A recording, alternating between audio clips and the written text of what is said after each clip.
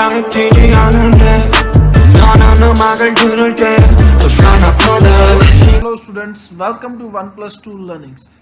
अगर आप चैनल पे नए हैं तो सबसे पहले आपकी स्क्रीन पे सब्सक्राइब और लाइक बटन को दबाइए और वीडियो एंजॉय कीजिए।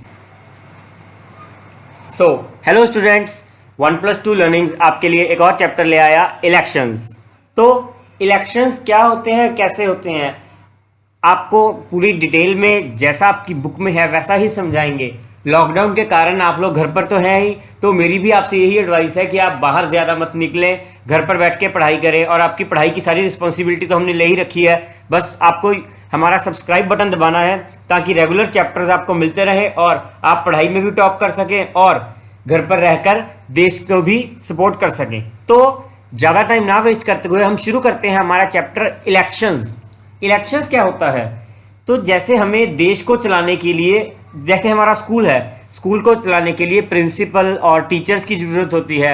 घर पर हमारे पेरेंट्स काम करते हैं, आपके पापा, आपकी मम्मा सभी काम करते हैं। वैसे ही देश को चलाने के लिए कुछ लोगों को रिस्पॉन्सिबिलिटीज़ दी जाती हैं कि आप देश चलाएंगे, आप ये फील्ड को देखेंगे, आप इस चीज़ को देखेंगे। जैसे आपके गेम्स हो गई, आपके कार्टून्स हो गए, आपकी कोई भी एक्स्ट्रा चीज़ें हो गई, उसका एक अलग डिपार्टमेंट डिफरेंट के बारे में आप हायर क्लासेस में पढ़ते जाएंगे। आज हम बिल्कुल बेसिक इंट्रोडक्शन पढ़ेंगे।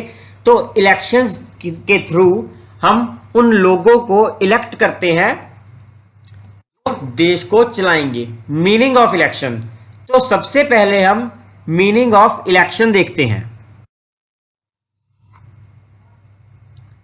India is a democracy. Democracy, अब ये भी वर्ड आपके लिए बिल्कुल न्यू है, लेकिन जहां तक आप एसएसटी पढ़ेंगे, सोशल स्टडीज पढ़ेंगे, आपको ये वर्ड जरूर याद करना होगा। तो डेमोक्रेसी क्या होता है? डेमोक्रेसी का मतलब होता है कि जो आप पर राज करेगा उसको आपने ही इलेक्ट किया है। मतलब जैसे हमारे प्रधानमंत्री श्री नरेंद्र मोदी जी हैं, वो कोई भी जब डिसीजन लेते हैं तो वो लोगों के, हमारे सबके भले के लिए लेते हैं। तो उनको हमने ही चूज किया है ताकि वो हमारे भले के लिए कोई डिसीजन ले सके।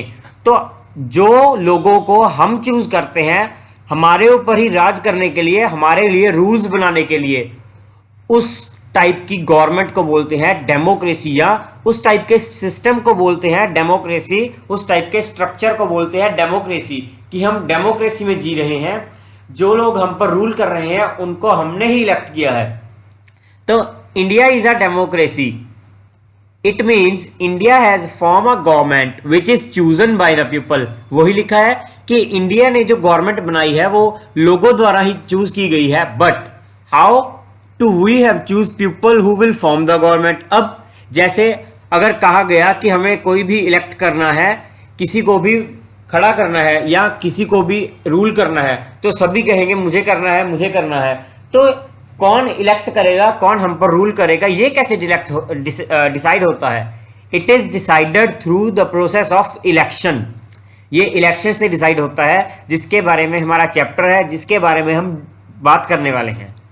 It is process by which a person or a group of person are chosen to form a government. ये एक प्रोसेस यानी कि एक पूरा तरीका होता है, स्टेप बाय स्टेप, जिसमें कोई भी एक पर्सन या ग्रुप ऑफ पर्सन को सिलेक्ट किया जाता है सरकार बनाने के लिए, यानी कि गवर्नमेंट वो बनाएंगे। प्रॉपर प्रोसीड्यूर होता है। Let us read how the process of election continues in India. तो अब बात करते हैं कि जो ये प्रोसेस है ये इंडिया में चलता कैसे है। तो इस प्रोसेस को चलाने के लिए जो सभी काम करते हैं वो है election commission of India. Election commission क्या है, उसका रोल क्या है? इलेक्शन कमीशन ऑफ इंडिया एक ऑर्गेनाइजेशन है जो ये सब देखती है। जैसे जो हम इलेक्शन की बात कर रहे हैं, उस इलेक्शन को करवाते समय बहुत चीज़ों का ध्यान रखना पड़ता है। डिफरेंट पार्टीज होती हैं, उन पार्टीज को देखना पड़ता है, उनको सिंबल देना, मतलब बहुत कुछ होता है, हम सभी पढ़ेंगे। उस टोटली बिल्कुल स्टेप 1 से लेकर फाइनल स्टेप तक सारी रिस्पॉन्सिबिलिटीज इलेक्शन कमीशन देखता है। तो इलेक्शन कमीशन के बारे में पढ़ना भी तो बहुत जरूरी है। तो अब इसके बारे में पढ़ते हैं। Since India is a large country it requires a lot of plannings to conduct elections. आपको पता ही है इंडिया बहुत बड़ी कंट्री है, तो जब बहुत बड़ी कंट्री है तो ऐसा तो है नहीं कि 2-4 लोग मिलकर इलेक्शन देख सकते हैं या इलेक्शन का प्रोसेस करवा सकते हैं। तो एक पूरी ऑर्गेनाइजेशन जो इलेक्शन का सब कुछ देखती है वो है election commission of India. Is a body which plans every phase of election. Every phase का मतलब हर एक स्टेप, आप एवरी स्टेप लिख सकते हैं अपनी इजी लैंग्वेज के लिए। तो इलेक्शन कमीशन देखता है हर एक फेज इलेक्शन का। It decides the date on which elections were be held, hold elections, lay down the rules and regulations to be followed during election and announces the results. तो ये करता क्या है दोस्तों, इलेक्शन करवाते समय 3-4 चीजें होती हैं। जैसे सबसे पहले डेट। डेट का मतलब एक तारीख चुनी जाती है जिस दिन वोट की जाएगी। मतलब जो हम इलेक्शन कब से बात कर रहे हैं वो होता क्या है, उसमें वोटिंग डलती है, तो वो वोट किस दिन होगी वो भी इलेक्शन कमीशन देखता है। ये देखिए, date on which elections would be held, hold elections. अब इलेक्शंस कहाँ पर करवाने हैं, कैसे करवाने हैं, कौन सी कंडीशंस होनी चाहिए, वो सब भी वो देखता है।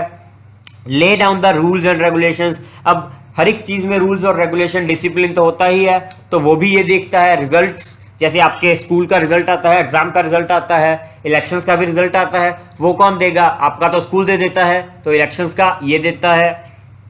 It ensures that election in India are fair and impartial. ये बहुत इंपॉर्टेंट है कि जो इलेक्शंस होंगे वो फेयर एंड इम्पार्शियल होंगे। मतलब जो इलेक्शंस होते हैं उनमें चीटिंग भी हो सकती है, जैसे स्टूडेंट्स एग्जाम में कर देते हैं। अब आई होप आप तो अच्छे बच्चे हो, आप चीटिंग नहीं करते होगे, लेकिन जैसे एग्जाम में चीटिंग हो जाती है वैसे इलेक्शन में भी चीटिंग हो जाती है। और जो सही कैंडिडेट होता है उसकी बजाय किसी गलत कैंडिडेट को, जिसको वोटिंग नहीं मिलनी चाहिए थी, वो चीटिंग ना कर ले। इसलिए फेयर का मतलब होता है ईमानदारी से, बिल्कुल निष्पक्ष भाव से। और इम्पार्शियल का भी वैसे ही, ये फेयर एंड इम्पार्शियल इकट्ठा वर्ड ही होता है कि कोई भी चीटिंग नहीं होती। The commission is headed by chief election commissioner. जैसे स्कूल की एग्जांपल ही ले रहे हैं, सभी कंडीशंस में स्कूल का टॉप प्रिंसिपल होता है, वैसे ही इस कमीशन का जो, जैसे इलेक्शन कमीशन में अलग अलग लोगों को तुमने ये रिस्पॉन्सिबिलिटी है, तुम्हारी ये रिस्पॉन्सिबिलिटी है, वो सब इलेक्शन कमिश्नर देखता है, चीफ इलेक्शन कमिश्नर। तो हमारे जो चीफ इलेक्शन कमिश्नर हैं इंडिया के, वो हैं अचल कुमार ज्योति। 21st chief election commissioner of India है, यानी वो 21वें चीफ इलेक्शन कमिश्नर हैं। उनसे पहले 20 और इलेक्शन कमिश्नर रह चुके हैं, ये 21वें हैं। ये सब रिस्पॉन्सिबिलिटी देखते हैं। तो हु कैन वोट। अब आप सोच रहे होंगे कि ये वोट कह रहे हैं, हमने तो आज तक कभी वोट की नहीं। तो ऐसा नहीं कि हर कोई वोट कर सकता है। वोट करने का भी प्रॉपर क्राइटेरिया होता है कि कौन वोट करेगा, कैसे वोट करेगा। तो हु कैन वोट पहले देखते हैं कि कौन कर सकता है। The election commission issues the list with name of all the people who can vote in India. तो इलेक्शन कमीशन एक लिस्ट बनाता है कि कौन कौन से लोग वोट कर सकते हैं इंडिया में। जैसे एग्जाम में लिस्ट आती है कि ये बच्चे पास हैं, ये बच्चे फेल हैं, या कोई भी किसी भी काम की स्कूल में लिस्ट सी आती हैं, तो वैसे ही इलेक्शन कमीशन जो है वो एक लिस्ट भेजता है अलग अलग जगहों पर, अलग अलग मीन्स के थ्रू सभी जगह वो पहुंचा देता है। उस लिस्ट में सभी कैंडिडेट्स के नेम लिखे होते हैं कि आप वोट कर सकते हैं, आप वोट कर सकते हैं। In India all adults who are 18 years and above have right to vote. तो ये जो लिस्ट भेजता है वो किस क्राइटेरिया पर भेजता है, 18 ईयर्स। जैसे आप लोग 10 साल 11 साल के हैं, तो इंडिया में जो एडल्ट्स 18 साल के ऊपर हैं या 18 साल के हैं, वो राइट टू वोट, मतलब उनको अधिकार है वोट करने का। तो इंडिया में जो भी लोग 18 साल के हैं या उससे बड़े हैं, उनको इलेक्शन कमीशन कहता है कि आप वोट कर सकते हैं। और एक और बात, हमें ज़रूर वोट करनी चाहिए। जैसे अब आप 18 साल के हो जाएंगे और उसके बाद आप अगर किसी टाइम, ऐसा नहीं कि आपकी मर्जी, आपकी इच्छा नहीं है कि नहीं वोट करनी, आज नहीं करते, हमें वोट जरूर करनी चाहिए। ये सिटीजन का, देश के नागरिक का एक फर्ज बनता है कि आपको वोट जरूर करनी चाहिए। तो इंडिया में जो भी एडल्ट 18 साल से या जो भी कह लीजिए पर्सन 18 साल या उससे बड़ा है उसको वोट का अधिकार है, वो वोट कर सकता है। People who can vote are issued a voter ID card. आपको स्कूल में स्कूल आईडी कार्ड मिलता है जिससे आपकी पहचान है कि हम इस स्कूल के विद्यार्थी हैं, हम इस स्कूल के स्टूडेंट हैं। वैसे ही वोटर आईडी कार्ड से आप वोट करते समय दिखा सकते हैं कि हमें इलेक्शन कमीशन ने परमिशन दी हुई है कि आप वोट कर सकते हैं। वोटर आईडी कार्ड दिखाकर आप वोट कर सकते हैं और अपना योगदान दे सकते हैं सरकार बनाने में। This card contains information about voter such as his or her name, date of birth and photograph. जैसे आपके स्कूल आई कार्ड में भी आपकी फोटो लगी होती है, नाम लिखा होता है, डेट ऑफ बर्थ बिल्कुल सेम होता है और इसमें भी आपका नाम लिखा होगा, डेट ऑफ बर्थ लिखा होगा और फोटो लगी होगी और आपके सिग्नेचर होते हैं। On the day of election the voter has to carry this card to show it at polling booth. जैसे मैंने बता ही दिया कि आपकी फोटो वगैरह होती है और आपको ये लेके जाना होता है ताकि आप बता सकें, फोटो देखकर जो वहां पर ऑफिसर बैठे हैं वो देख सके कि हाँ इसी को सरकार ने परमिशन दी हुई है। तो पोलिंग बूथ क्या होता है आगे मैं आपको फोटो भी दिखाऊंगा और बता भी देता हूं, वहां पर लेके जाना होता है। पोलिंग बूथ, पोलिंग का मतलब होता है वोट करना। किसी भी जगह पर पोल वर्ड लिखा हो मतलब वहां पर वोटिंग की कोई बात हो रही है और बूथ का मतलब जहां पर ये सब होगा। तो पोलिंग बूथ क्या होता है? पोलिंग बूथ बेसिकली एक जगह होती है जहां पर वोटिंग की जाती है आपके वोटर कार्ड को देखकर। जैसे मैं आपको यहां पर पोलिंग बूथ की फोटो दिखा देता हूं। ये जैसे आपका पोलिंग बूथ वाला एरिया हो गया। ये बेसिकली क्या होता है, एक स्कूल जैसे गवर्नमेंट स्कूल्स को लिया जाता है, गवर्नमेंट स्कूल्स और अलग अलग जगहों को पोलिंग बूथ चुन लिया जाता है। वहां पर इस टाइप की कवरिंग्स होती हैं, इनको क्या कहते हैं वो भी सब देखते हैं।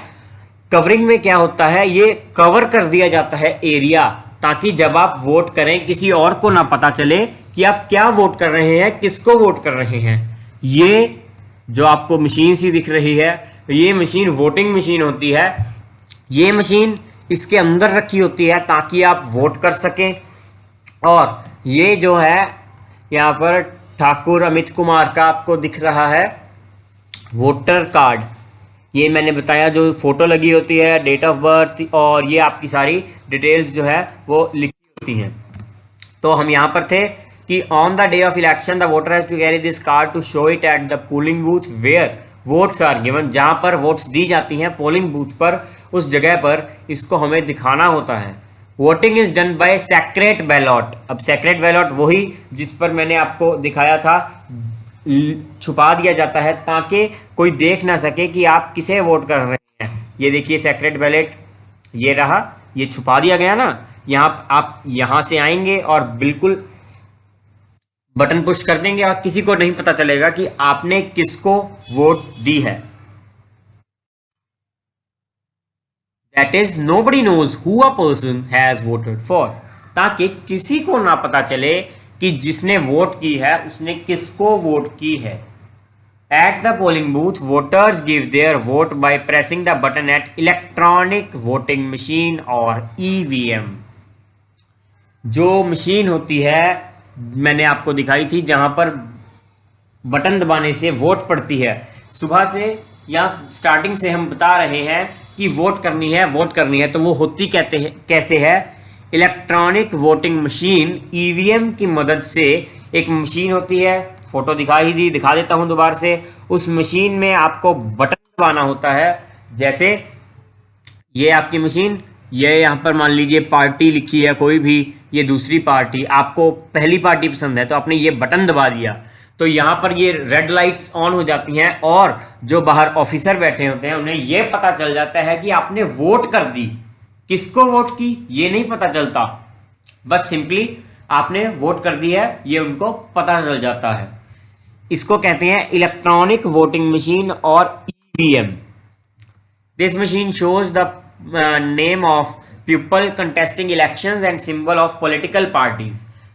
ये जो मशीन है मैंने बता ही दिया, जो लोग इलेक्शन कॉन्टेस्ट करते हैं यानी कि जो सरकार बनाने के लिए इच्छुक होते हैं। जैसे अगर स्कूल में कोई टीचर चुनना है तो 3-4 टीचर आ गए कि मैं मैथ्स पढ़ाऊंगा, मैं मैथ्स पढ़ाऊंगा, 3-4 टीचर्स मैथ्स वाले आ गए, तो उनमें से अगर चूज किया जाएगा कि कौन सा टीचर अच्छा है उसको ही रखेंगे।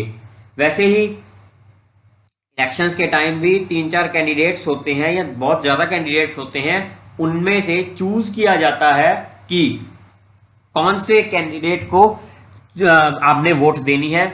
And the symbols of political parties, जो भी कैंडिडेट है उसको एक सिंबल मिला होता है, सिंबल यानी कि चिन्ह मिला होता है, वो भी मैं आपको दिखाता हूं, उसको बोलते हैं सिंबल। अलग अलग पॉलिटिकल पार्टीज को अलग अलग सिंबल मिलते हैं। ये जो सिंबल दिए जाते हैं ये भी हमारा इलेक्शन कमीशन ही देता है। जब सब कुछ वो कर रहा है तो सिंबल भी वही देगा। उसके बाद ये तीनों फोटोज तो आपने देख ही ली। ये जो फोटो दिख रही है दोस्तों, ये भी वोटिंग का एक तरीका है। जैसे अब तो साइंस के कारण हमने डेवलपमेंट कर ली और ये मशीन हमने बना ली, लेकिन जब पिछले टाइम्स में मशीन्स नहीं होती थी तो मशीन्स ना होने के टाइम पर क्या होता था, ऐसे एक बॉक्स में आपको अपनी वोट लिखकर डालनी होती थी, या आपको वोटिंग वाली जगह पर एक स्लिप मिलती थी। उस स्लिप पर पार्टीज के नेम लिखे होते थे। आपको जैसे इसने यहाँ पर क्रॉस कर दिया, आपको अगर ये पार्टी पसंद है तो आपने इस पार्टी पर क्लिक किया यानी कि टिक किया और इसमें डाल दिया, किसी को बताने की जरूरत, फोल्ड कर डाल दिया। उसके बाद ये स्लिप्स निकालकर काउंट कर ली जाती थी कि कौन सी पार्टी को ज़्यादा वोट्स मिली है वो जीत जाती थी। इसमें तो मैंने बता ही दिया, जैसे मशीन है तो कंप्यूटर इनको सीधा काउंट कर लेता है। और ये जो तरीका है ये कई जगहों पर आज भी यूज होता है, लेकिन जो मॉडर्न वे है वो दूसरी मशीन। अब पॉलिटिकल पार्टीज होती क्या हैं, कौन होती हैं?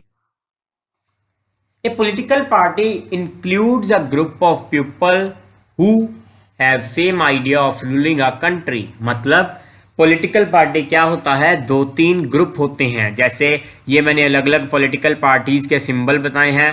अब आप बड़े हो रहे हैं तो आपको थोड़ा सा न्यूज़ वगैरह देखनी चाहिए। तो जैसे ये जो सिंबल है ये भारतीय जनता पार्टी बीजेपी का है, जो हमारी इस टाइम रूलिंग पार्टी है, मोदी जी की पार्टी। अब तो कोरोना लॉकडाउन के कारण मोदी जी रोज ही टीवी पर आ रहे होते हैं, तो आपने मोदी जी बहुत सुना होगा। तो ये जो पार्टी है इसके जो रूलर हैं वो है मोदी जी। इस पार्टी का नाम है भारतीय जनता पार्टी बीजेपी।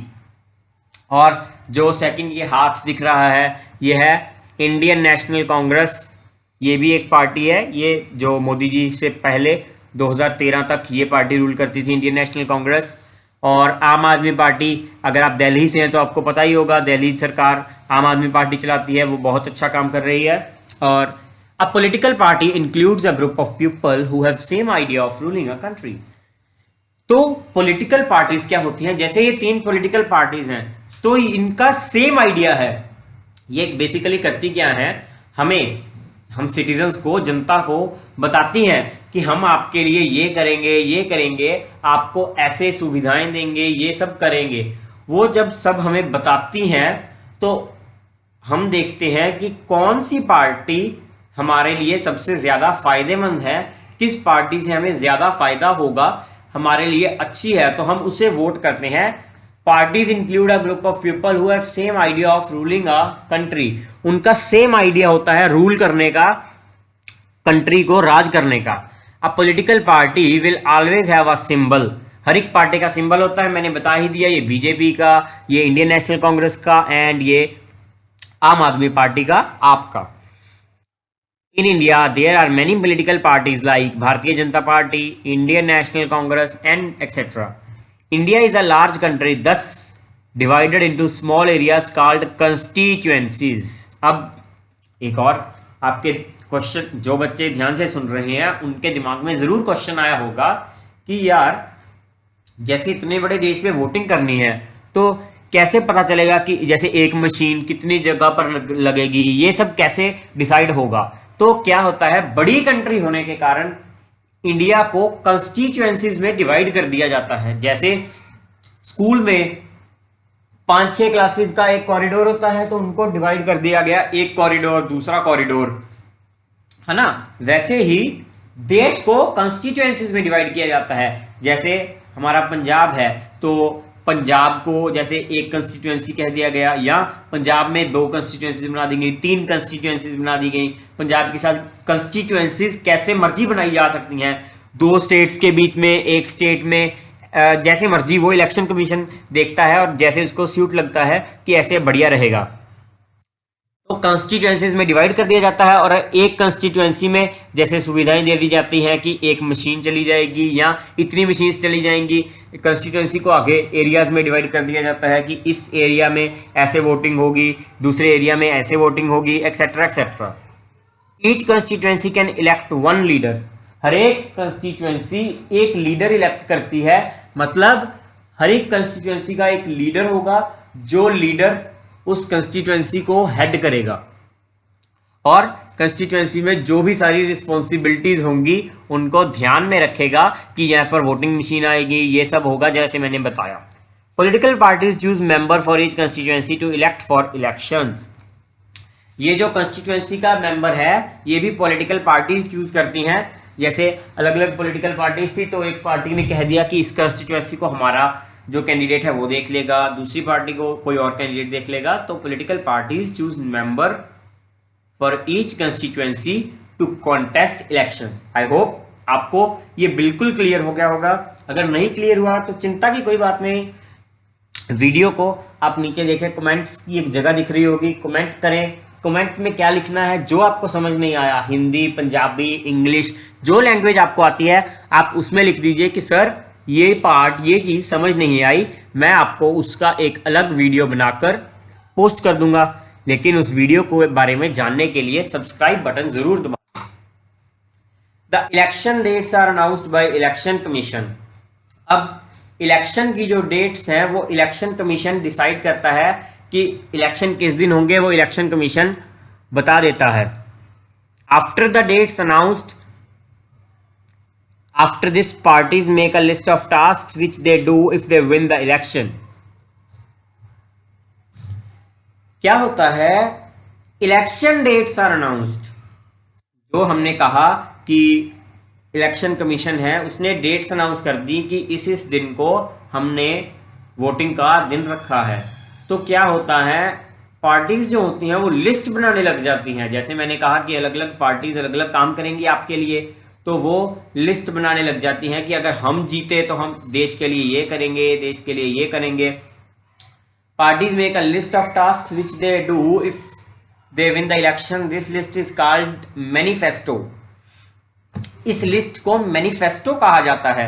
ये भी सरकार को दिखाते हैं। जैसे मान लीजिए बीजेपी ने लिस्ट बनाई तो ये मैनिफेस्टो सरकार को दिखाते हैं, इलेक्शन कमीशन को दिखाते हैं कि भाई अगर हम जीते हम ये सब करेंगे।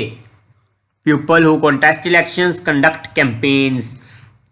कैंपेन्स जैसे रैलीज, जो पीपल इलेक्शंस करते हैं, कॉन्टेस्ट करते हैं, जैसे बीजेपी के मेंबर्स हो गए, इंडियन नेशनल कांग्रेस के मेंबर्स हो गए, तो वो कैंपेन्स करते हैं। कैंपेन्स का मतलब अलग अलग रैलीज निकालते हैं, अलग अलग जगहों पर घूमकर आते हैं, लोगों को अपने बारे में बताते हैं, अपनी पार्टी के बारे में बताते हैं और उनको कहते हैं कि हमें वोट दीजिए, हम ये करेंगे, etcetera etcetera. Through these campaigns candidate ask people about their problems and tell them what they will do if they come into the power. मैंने बता ही दिया, जब कैंपेन कर रहे हैं तो जैसे रैली में क्या होता है कि पार्टी के बहुत सारे मेंबर्स होते हैं और पार्टी का एक ऊंचे दर्जे वाला यानी कि हेड टाइप ही जो पर्सन होता है वो गलियों पर घूम रहे होते हैं। तो जैसे वहां पर आपको सिटीजन्स दिखे तो वो सिटीजन्स से पूछते हैं कि आपको क्या दिक्कत आ रही है।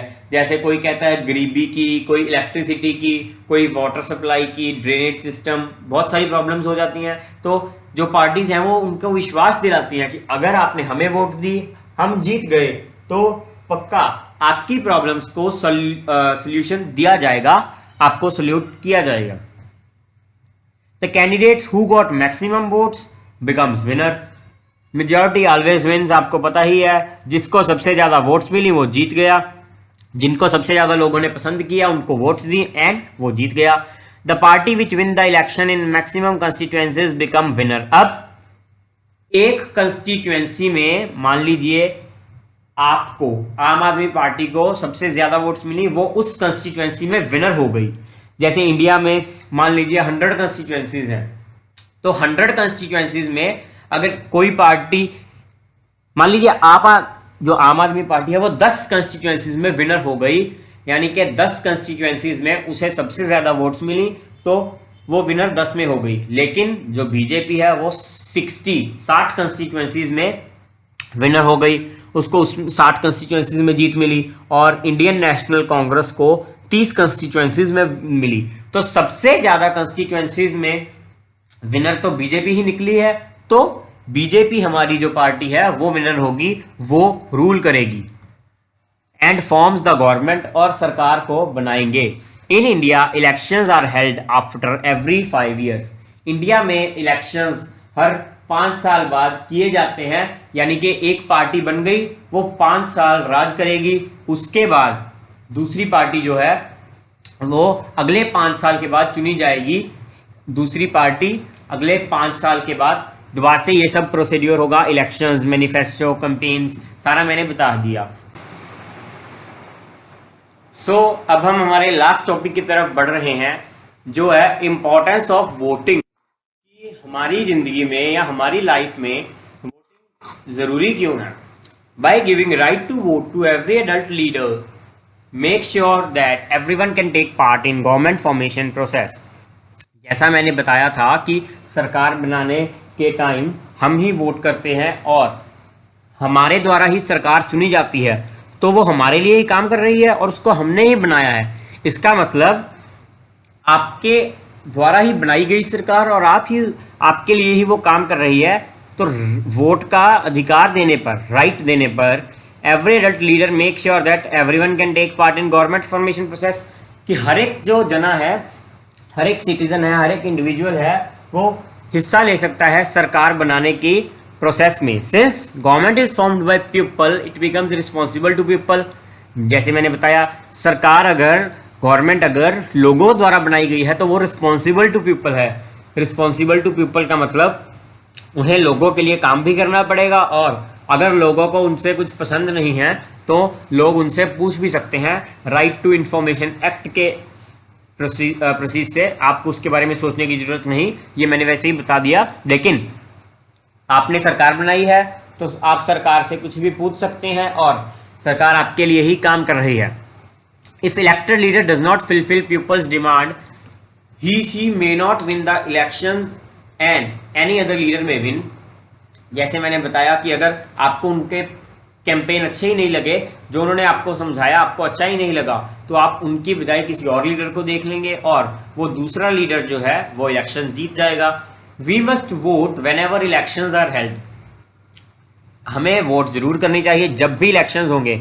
चाहे मैं आपको और बात बताता हूं कि जिस दिन इलेक्शन होता है उस दिन सभी जगहों पर, सारे सरकारी, प्राइवेट, सभी जगहों पर छुट्टी होती है। छुट्टी का कारण यही होता है कि सभी लोग वोट कर सके, क्योंकि वोट करना एक बहुत ही इंपॉर्टेंट चीज है। We should vote for the person who works for the betterment of people. हमें हमारा भी सोचना चाहिए, लेकिन और लोगों का भी सोचना चाहिए, और उस हिसाब से वोट करनी चाहिए। जो लोग सभी के हित के लिए, सभी के फायदे के लिए काम करेंगे, हमें उन्हें ही वोट करनी चाहिए। We should not be influenced by any other people और should not vote for a person of their choice. हमें किसी और, जैसे अगर कोई और किसी और पार्टी को वोट कर रहा है, जैसे आपका फ्रेंड किसी और पार्टी को वोट कर रहा है लेकिन वो पार्टी अच्छी नहीं है, तो आप उसके पीछे नहीं लगेंगे, आप उसको नहीं ध्यान देंगे। आप अपनी वोट कीजिए किसको, जो पार्टी बेस्ट है, जो पार्टी लोगों के फायदे के लिए काम कर रही है, आपको उसे ही वोट देनी है। Right to vote is for every adult and we should vote for right person. Vote करने का अधिकार हर एक एडल्ट के लिए है। एडल्ट आपको पता ही है, 18 साल से ऊपर वाले को एडल्ट कहा जाता है। And we should vote for right person. और इसी के साथ हमारा ये इलेक्शन चैप्टर भी खत्म हो गया।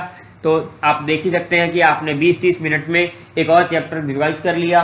इसे दोबारा से रिवाइज करने के लिए, जैसे आपने आज वीडियो देख ली, तो 2-3 दिन लगातार वीडियो को देखते रहिए, ताकि आपको चैप्टर अच्छे से रिवाइज हो जाए। और इलेक्शन के बाद जो आपकी बुक का नेक्स्ट चैप्टर है वो 2-3 दिनों में आ ही जाएगा हमारे चैनल पर। तो लगातार चैप्टर्स को पढ़ने के लिए सब्सक्राइब कर लें चैनल को और वीडियो को लाइक जरूर करें।